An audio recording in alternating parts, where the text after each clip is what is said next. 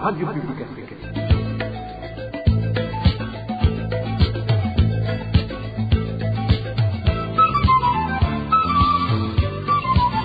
Radio Publique Africaine.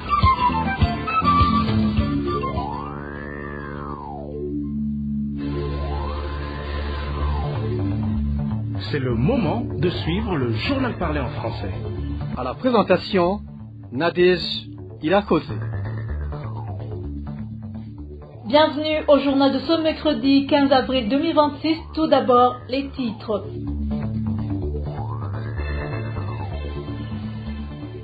Aider son peuple à vivre en paix et en harmonie, ainsi qu'une bonne politique de développement, c'est ce qui devrait caractériser un véritable leader, propos tenu par l'ancien président burundais, Domitien Ndayizeye, lors du petit déjeuner de prière nationale.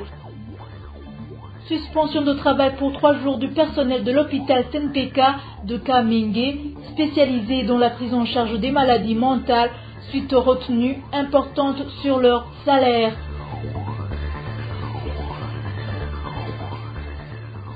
Dans le mini-magazine Au cœur de la société, nous revenons sur les abus dont sont victimes les réfugiés burundais encore présents en Tanzanie, où tout est mis en œuvre pour les rapatrier de force vers le Burundi.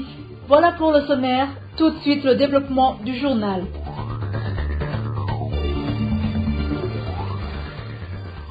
Bonsoir, page politique pour commencer. Un véritable leader est celui qui aide son peuple à vivre en paix et en harmonie.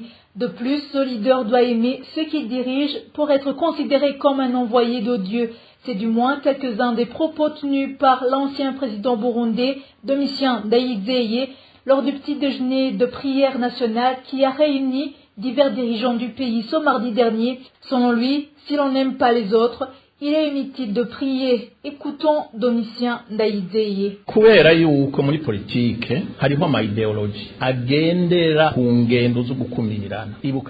En politique, il existe des idées fondées sur l'exclusion. Souvenez-vous de Michombero et de ce qu'il nous a fait. Peut-on dire que le chef de l'État a été envoyé par Dieu? Peut-on dire que Dieu l'a envoyé pour nous encourager, pour nous éclairer? Non, absolument pas. En un mot, il était une erreur. Il est arrivé au pouvoir par sa propre volonté, mais il manque toujours quelque chose à un véritable leader, car un leader doit toujours être un leader qui accomplit sa mission. Cela signifie qu'un véritable leader a toujours quelque chose à faire pour le peuple qu'il dirige. L'essentiel est qu'il dirige de manière à ce que ce qu'il dirige ait l'esprit tranquille et vive en paix. Si son peuple n'a pas l'esprit tranquille, ce dirigeant est défaillant. Dans ce cas, personne ne peut dire qu'il a été envoyé par Dieu, car le véritable enseignement de Jésus à chaque personne sur terre est d'aimer son prochain comme Dieu l'a aimé. Si le dirigeant ne le fait pas, il est pécheur et ira en enfer. Dieu ne croit pas en ceux qui agissent ainsi. Comprenez bien ce que vous dites. Jésus a dit que le plus grand commandement est d'aimer son prochain comme il vous a aimé. Ne courez pas après Jésus si vous prétendez l'aimer et que vous n'aimez pas votre prochain. Mais lorsque vous aimez ce que vous guidez, Jésus l'apprécie, car même si vous ne l'aimez pas, votre présence à ses côtés lui importe peu. Il ne faut pas être comme quelqu'un qui va prier et passe devant un malade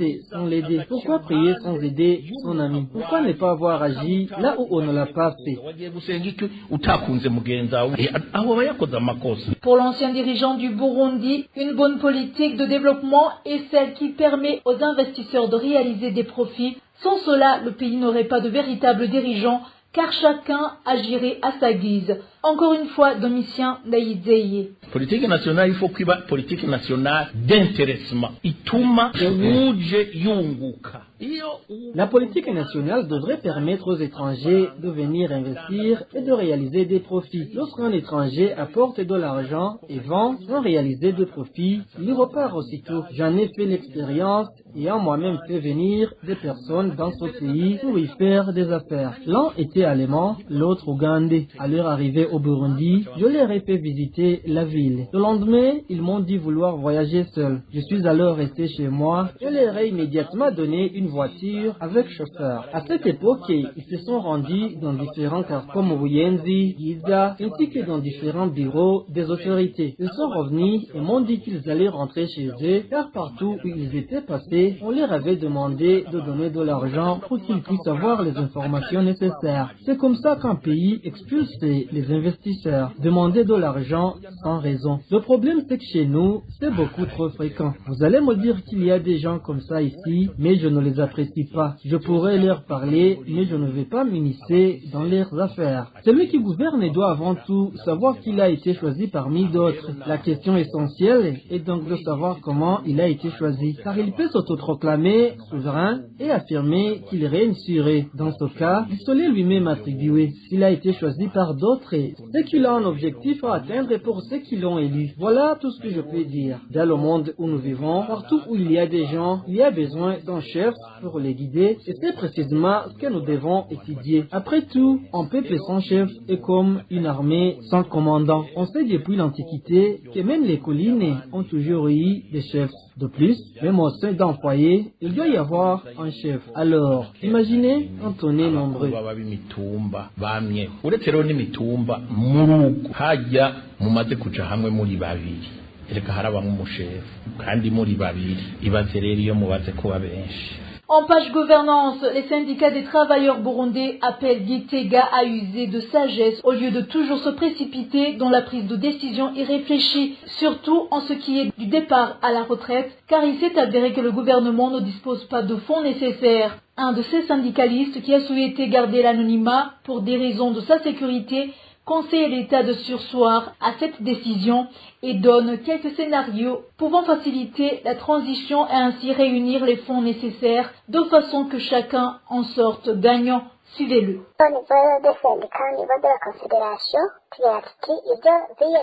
Au niveau des syndicats et de la Confédération surtout, nous demandons deux choses. La première est de mettre en pratique les promesses faites par le président de donner l'intégralité du salaire aux retraités. Le décret est là et il a déjà été signé. Deuxièmement, si réellement le gouvernement ne dispose pas d'assez de fonds, qu'il réinstaure dans le statut général des fonctionnaires le départ à la retraite à 65 ans comme c'était avant. Il faut aussi que la part de cotisation des fonctionnaires encore en activité soit revue à la hausse, que ce soit à l'INSS ou à l'ONPR. Comme ça, les retraités n'auront plus de faim.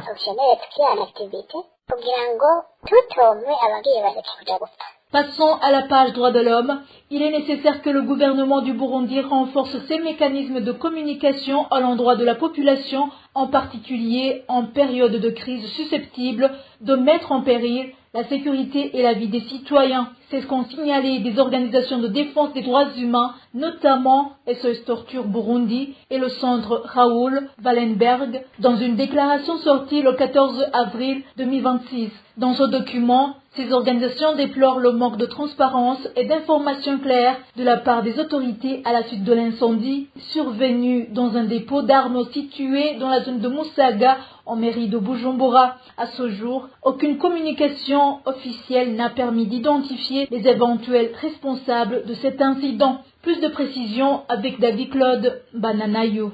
Dans cette déclaration, les organisations de défense des droits humains indiquent être profondément préoccupées par le fait qu'à la suite de l'incendie survenu dans le camp militaire situé dans la zone d'Omusaga à mairie de Bujumbura, ayant entraîné des pertes et vies humaines et d'importantes dégâts matériels, les causes réelles du sinistre ainsi que le bilan exact des victimes, morts, blessés et personnes déplacées demeurent à ce jour inconnus. Cette situation alimente de nombreuses inquiétudes au sein de la population et des organisations de défense des droits humains. Le manque d'informations claires, transparentes et accessibles soulève également des interrogations légitimes quant à la sécurité des installations militaires situées à proximité des zones d'habitation ainsi qu'aux mécanismes de protection des civils. De manière générale, cet événement vient s'ajouter à d'autres préoccupations déjà existantes relatives au déficit de communication des autorités sur des questions d'intérêt public.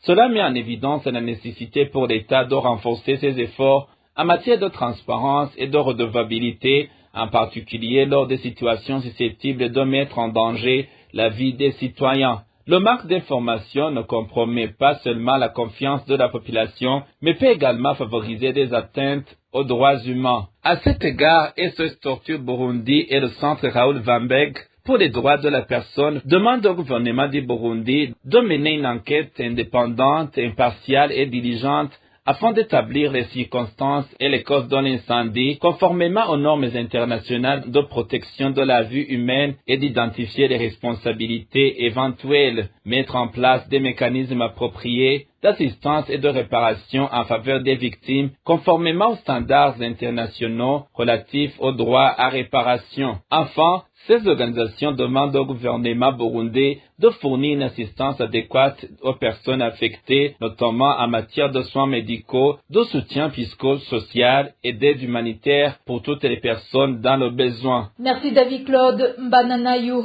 Dans un instant, c'est la page santé.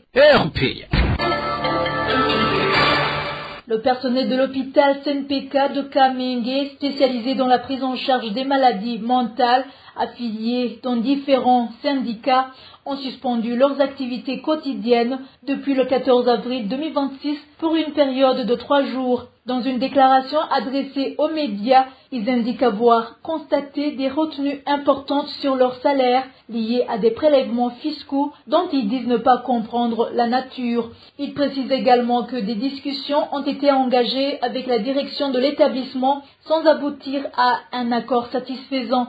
De son côté, Marcus Chiza, directeur de l'hôpital CNPK de Kamenge, affirme que ces retenues s'inscrivent dans l'application de la législation fiscale en vigueur, notamment la loi de 2009 relative aux impôts. Je vous propose d'écouter Marcus Chiza, directeur de l'hôpital CNPK de Kamenge. Le mouvement de grève est basé sur la mise en application de la loi concernant les impôts qu'on a appliqués il y a plus de 5 mois. Il y a dans ce loi beaucoup des impôts qui sont maintenant, je peux dire qu'il y a des impôts qui sont appliqués sur des indemnités, mais auparavant ces indemnités n'étaient pas imposées. Suite à ce loi, alors le salaire des personnels ont été touchés. C'est pourquoi ils ont entamé des réclamations. On a fait pas mal de négociations, même soutenues par les instructions de l'inspecteur du travail. On nous a demandé de mettre en place une commission mixte chargée pour vérifier de la bonne mise en application de cette loi. On a déjà fait ça. Le rapport de la commission montre que la loi a été mise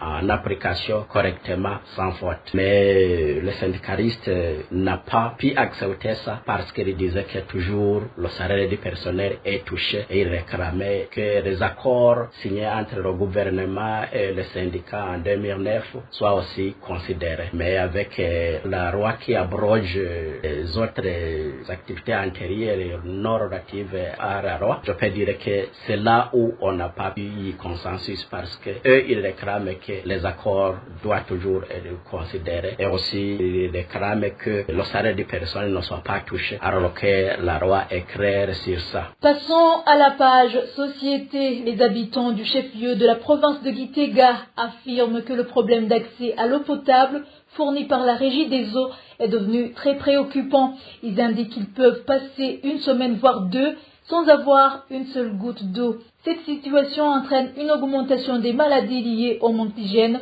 et une hausse de prix d'achat de l'eau. Ces habitants demandent à la Régie des eaux de faire tout son possible pour rétablir l'approvisionnement en eau. Le point avec Elvis Nyomongere. Les habitants de la ville de Gitega, entretenus avec la LPA, disent ne pas comprendre les causes des coupures répétées d'eau dans les robinets alors qu'ils étaient habitués à avoir ce problème, surtout pendant la saison sèche. Mais habituellement, ils constatent que ces pénuries se tiennent même en saison de pluie. L'eau peut manquer pendant 3 jours, voire toute une semaine, comme le témoigne cet habitant. L'eau peut manquer pendant 3 jours, 4 jours, voire parfois toute une semaine dans certains quartiers, sans qu'il n'y ait d'eau potable provenant du robinet de la Régie des eaux. C'est vraiment un problème. Les habitants de cette ville expriment leurs inquiétudes face au risque de maladies liées au manque d'hygiène qui pourrait survenir à tout moment. Lorsque la population n'a pas accès à l'eau potable, les maladies se multiplient, notamment celles liées au manque d'hygiène. Les gens consomment de l'eau provenant dans les rivières, ce qui entraîne une augmentation des cas de maladies. Il s'agit notamment de la typhoïde due à l'insalubrité des amibes et d'autres maladies intestinales, sans compter celles qui ne sont pas facilement détectées. Un autre problème soulevé est le coût élevé pour se procurer de l'eau potable. Ils sont souvent obligés d'acheter de l'eau auprès de vendeurs ambulants à vélo ou un bidon peut coûter près de 1000 francs, vu que les taxis vélos ont augmenté le prix de cette denrée, comme le témoigne encore cet habitant. Un autre problème qui se pose est celui de l'accès à cette eau. Les habitants sont contraints de l'acheter auprès des vendeurs utilisant des vélos qui vont la puiser ailleurs. Un bidon peut coûter plus de 1000 francs, d'autant plus que ces vendeurs ont augmenté les prix en raison de la pénurie de carburant. Les habitants de la ville de Gitega demandent à la régie des eaux de tout mettre en œuvre pour assurer un approvisionnement régulier en eau, d'autant plus qu'ils continuent de payer les factures chaque mois. Merci Elvis. Nyomongere, toujours en province de Gitega, la pénurie d'engrais suscite des inquiétudes quant à la production agricole dans la commune Muramvia. Les habitants indiquent que, outre les arriérés de paiement pour ces engrais qui ne sont pas encore réglés, certains ont déjà versé la totalité des sommes requises sans rien recevoir en retour. Ils dénoncent également que lorsque ces engrais sont disponibles, leur distribution se fait de manière opaque et frauduleuse. Rémi Delagakura. Les habitants de la commune de Muramvia, interrogés par la RPA, font savoir qu'ils n'ont pas toujours pas reçu les engrais qu'ils ont payés depuis longtemps. Ils se disent profondément indignes par le fait qu'on leur a encore exigé des paiements supplémentaires pour obtenir d'autres engrais alors qu'ils avaient déjà tout payé. De plus, lorsqu'un peu d'engrais devient disponible, il est distribué de manière frauduleuse. Il n'a parfois même jamais été disponible et lorsqu'il arrive, il est distribué de manière peu claire. Sa répartition est très inégale et reste insuffisante par rapport au nombre de bénéficiaires. Cela entraîne des pertes importantes pour de nombreuses personnes qui ne parviennent pas à obtenir d'engrais. Dans ces conditions, certains n'ont pas pu s'aimer, tandis que d'autres ont complètement renoncé à cultiver, ce qui constitue un problème très grave. Selon le témoignage de ces habitants, toute personne qui a des relations avec les distributeurs ou qui leur donne des pots de vin parvient à obtenir la totalité des engrais qu'elle a payés, tandis que ceux qui n'ont rien donné repartent les mains vides. Cette situation suscite une vive indignation au sein de la population. Celui qui verse 15 000 reçoit l'engrais auquel il a droit, tandis que les autres en sont privés. Ce qui se passe est vraiment scandaleux. Personnellement, j'en suis resté stupéfait. C'est un problème très grave et l'on peut déjà imaginer les conséquences que cela aura sur la production agricole. Ces habitants demandent au ministère de l'Agriculture et de l'Élevage de prendre des mesures urgentes pour remédier à la pénurie d'engrais. Ils avertissent que si rien n'est fait, la production agricole serait compromise et la famine risque de s'installer parmi la population, devenant ainsi une véritable catastrophe. Merci Rémi Ndelagakura. Les habitants des villes de Kayanza, Ngodi et Kirundo se plaignent des sociétés chargées de la collecte des déchets dans ces villes. Ces sociétés perçoivent une somme de 4 000 francs par ménage, mais les ordures ne sont pas collectées pour être acheminées vers les lieux prévus. Les administrateurs de ces communes évoquent le manque de moyens pour gérer les déchets, tout en continuant d'encourager la population à soutenir ces sociétés. Reportage de Dani Claire, Ilatkoumba. La gestion des déchets continue de poser problème dans plusieurs villes et de pays, notamment Ngozi, Kayanza et Kirundo. À Ngozi, dans le quartier Kinyami 2, les habitants dénoncent l'absence totale de sites de dépôt d'ordures. Les déchets sont jetés dans un espace proche de l'ancien abattoir, une situation que l'on retrouve aussi dans d'autres quartiers de la ville. À Kayanza, au marché central, près du parking appelé Kurubaro, les poubelles débordent régulièrement. Les ordures s'accumulent aux alentours, ce qui inquiète les vendeurs de nourriture qui craignent l'apparition de maladies. Même constat à Kirundo où les déchets du marché central et des ménages voisins sont déposés à l'entrée du marché. En période de pluie, les mauvaises odeurs envahissent toute la zone. personnes. Les habitants dénoncent une situation d'autant plus difficile qu'ils sont appelés à payer pour la collecte des déchets. En Ngozi, la société Ecovert demande 4 000 francs burundais par ménage, mais certains affirment ne bénéficier d'aucun service malgré leur contribution. Les autorités communales évoquent un manque de moyens et de sites appropriés pour le traitement des déchets. Elles appellent la population à regrouper les ordures pour faciliter les ramassages. Mais sur le terrain, les inquiétudes persistent, notamment face au risque de maladies liées à l'insalubrité. Merci Dani Claire, Ilat Koumba. Clôturons ce journal avec le mini-magazine Au cœur de la société. Dans l'édition de ce jour, nous revenons sur les abus dont sont victimes les réfugiés burundais encore présents en Tanzanie, où tout est mis en œuvre pour les rapatrier de force vers le Burundi. Une démarche dénoncée à la fois par les réfugiés et par les responsables politiques de l'opposition. Au cœur de la société vous est présenté par Bertrand Gendakuriyo. Au cœur de la société. Au cœur de la société est une émission préparée en synergie par les radios Inzamba Agateka Kawe, Radio RPA Idjouya Wanyagihugu, ainsi que la radio-télévision Renaissance.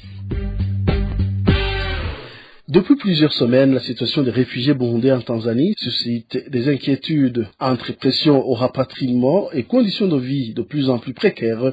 Des témoignages concordants font état de violations graves des droits des réfugiés, notamment dans le camp d'Onduta.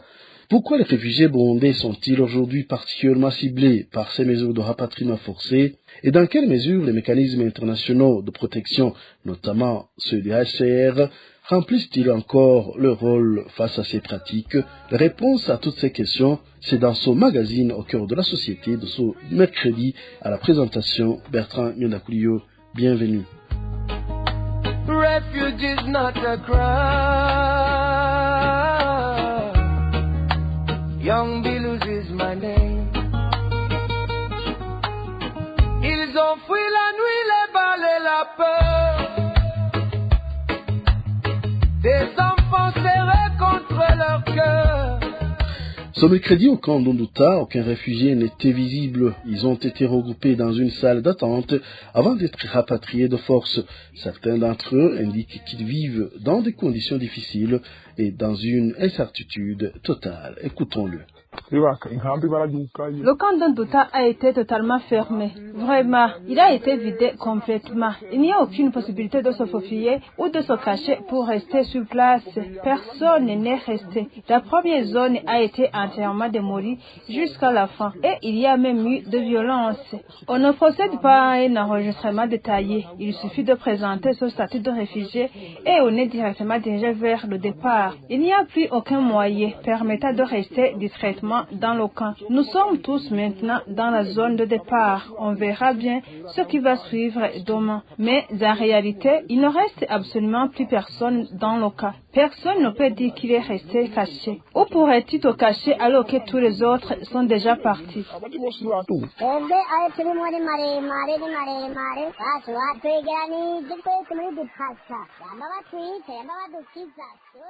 Nous sommes dans une situation très pénible. On nous a tous rassemblés dans un endroit appelé Dipacha. Nous sommes entre la vie et la mort ici au Dipacha. Il s'agit de grands problèmes. Ils ont passé toute la nuit à courir derrière nous. Au Dipacha, personne ne trouve même pas où mettre le pied. Des gens sont éparpillés en bousculade un peu partout. C'est une situation qui dépasse l'entendement. Les gens sont déprimés et 2 coups de feu viennent d'être entendus. Tout le monde rassemblé au Dipacha est en alerte. À vrai dire, priez pour nous.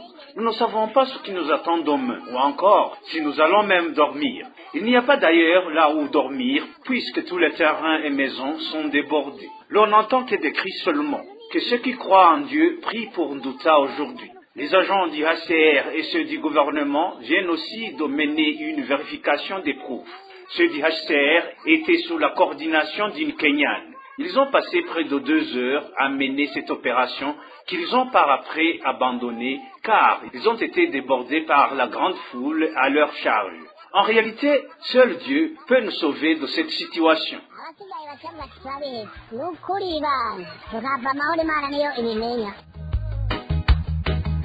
Ce ne sont pas... Les réfugiés d'Ondota ont adressé ce mardi une correspondance au Haut Commissariat des Nations Unies pour les réfugiés afin de demander la protection des réfugiés burundais persécutés.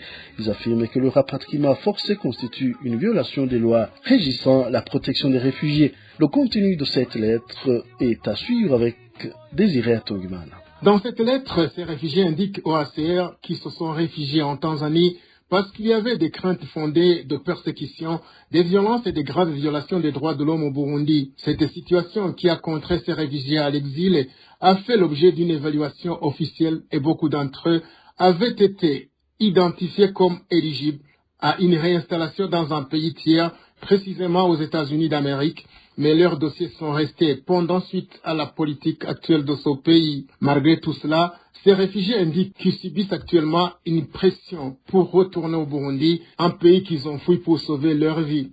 Ces réfugiés continuent en indiquant que les conditions qui les ont contraints à l'exil n'ont pas changé et ne comprennent pas pourquoi aujourd'hui on leur oblige de rentrer de force et précisent au HCR qu'un tel retour dans ces conditions constitue une violation grave des principes internationaux de protection des réfugiés, en particulier le principe de non-refoulement qui interdit de renvoyer des individus vers un lieu où leur vie ou leur liberté serait menacée. Ces réfugiés demandent avec insistance et dans l'urgence une intervention immédiate pour mettre fin à toute forme de rapatriement forcé des réfugiés burundais vivant dans les camps en Tanzanie, une réévaluation de leurs besoins de protection au regard des conditions actuelles au Burundi, un plaidoyer pour la reprise ou l'identification de soutien alternatifs de réinstallation dans des pays tiers et la garantie de leur sécurité, de leur dignité et de leurs droits tant que des solutions durables sont recherchées. Les réfugiés burundais indiquent qu'ils implorent leur HCR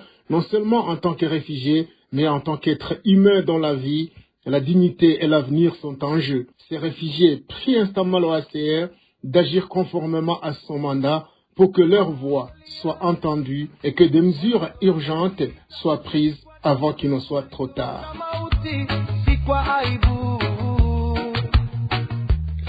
Il est regrettable de constater que la Tanzanie expulse principalement les réfugiés burundais, alors que des réfugiés originaires d'autres pays continuent d'y vivre en relative sécurité.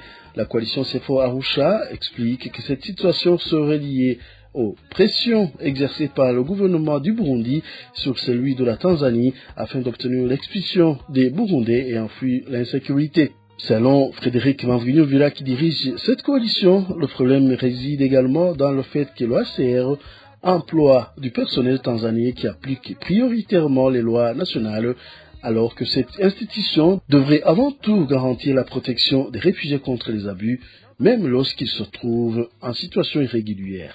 Ce qui nous a toujours fort étonné, c'est cette exclusion en termes de traitement des réfugiés burundais, alors qu'en Tanzanie, il y a des réfugiés congolais, des réfugiés kenyans, des réfugiés somaliens et bien d'autres. Pourquoi ce traitement particulier envers les réfugiés burundais? Alors, ce qui se passe là-bas, c'est quoi? C'est qu'ils veulent chasser tous les réfugiés burundais dans des camps en Tanzanie. Maintenant, ils sont en train d'utiliser la force. Les gens sont battus, les gens sont malmenés, les gens sont emprisonnés, les gens subissent beaucoup de menaces pour qu'ils soient forcés à quitter forcément la Tanzanie. Alors ils vont partir. Je ne vois pas d'autre choix. Il y en a qui quittent, qui vont peut-être se jeter dans des brousses, ils peuvent être tués là-bas, ils peuvent être mangés par des animaux, tout simplement parce que les Burundais réfugiés en Tanzanie, personne pour les défendre. Nous les défendons. Mais qu'est-ce que nous pouvons faire? Si ce n'est que porter loin la voix, ce qu'ils nous disent. Mais sinon, les gens qui devraient les protéger en vertu de la loi, c'est la Tanzanie. Et puis, il y a des réunions tripartites, Tanzanie, Burundi, HCR. Mais qu'est-ce qu'on voit? Le Burundi ne peut rien faire parce que le Burundi, c'est lui qui veut que ces réfugiés quittent la Tanzanie et rentrent forcément au Burundi. Alors, la HCR a deux problèmes. Le premier problème, c'est qu'il est représenté en Tanzanie par des Tanzaniens. Alors, cela, avant de respecter la loi du HCR, ils doivent respecter la loi du pays, la loi de la Tanzanie.